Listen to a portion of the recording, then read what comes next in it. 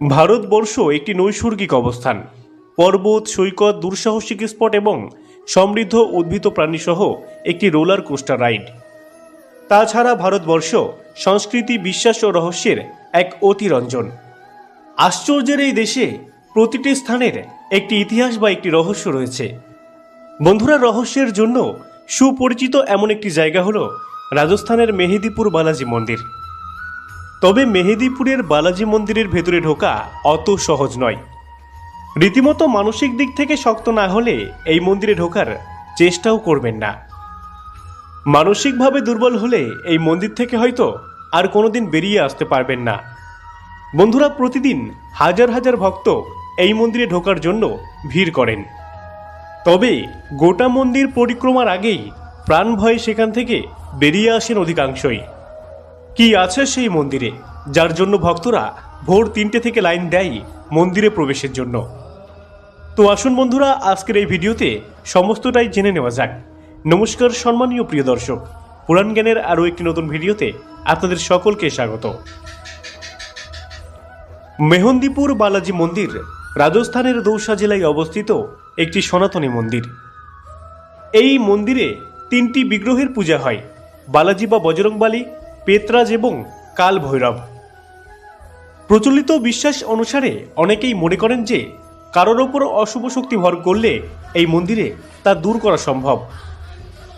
বন্ধুরা, প্রচণ্ড গরমেও মরুরাজ্যের এই গ্রামে ঢুকলেই ঠান্ডা কনকনে হাওয়া আপনাকে কাঁপিয়ে দিয়ে যাবে।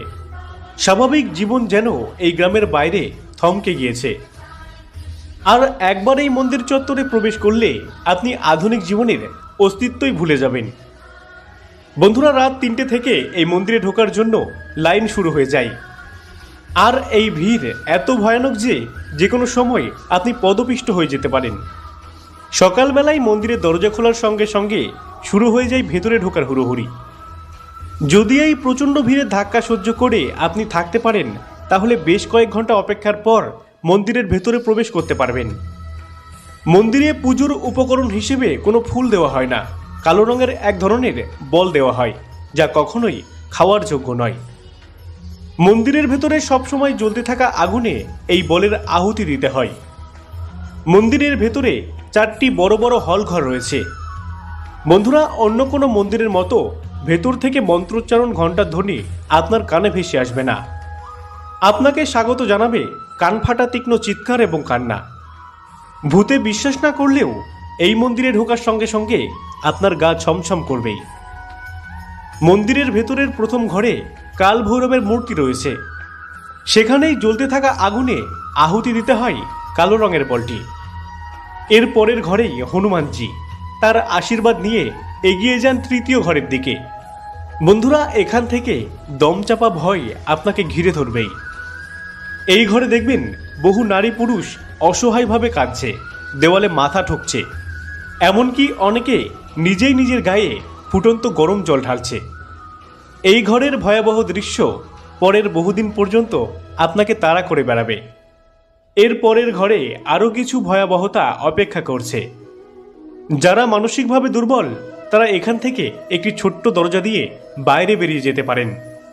এই পর্যন্ত এসে বেশিরভাগ মানুষই ভয়ের চোটে পালিয়ে যান। শেষ ঘরটিকে নরকের দ্বারও বলা যেতে পারে।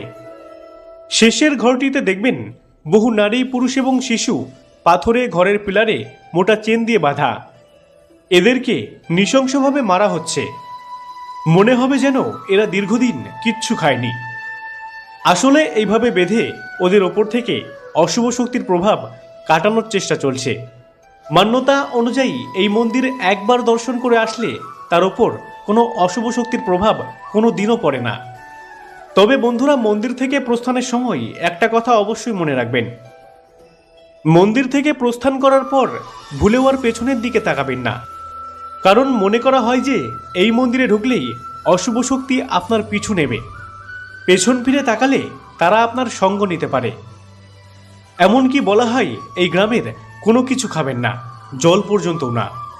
এই মন্দিরের মধ্যে এমন শক্তি রয়েছে যারা অশুভ আত্মা দ্বারা প্রভাবিত হয়েছে এবং তাদের কালো জাদুর থাবা থেকে মুক্ত করতে সহায়তা করে এই শক্তি। তাই রাজস্থানে গেলে অবশ্যই দর্শন করে আসতে পারেন এই রহস্যময় মন্দির। বন্ধুরা, আপনারা কে কে এই মন্দির দর্শন করেছেন অবশ্যই কমেন্ট বক্সে জানাবেন।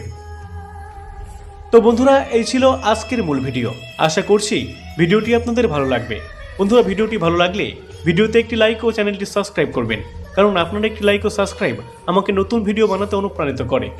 আর অবশ্যই আপনার মূল্যবান মতামত কমেন্ট বক্সে জানাবেন। ধন্যবাদ।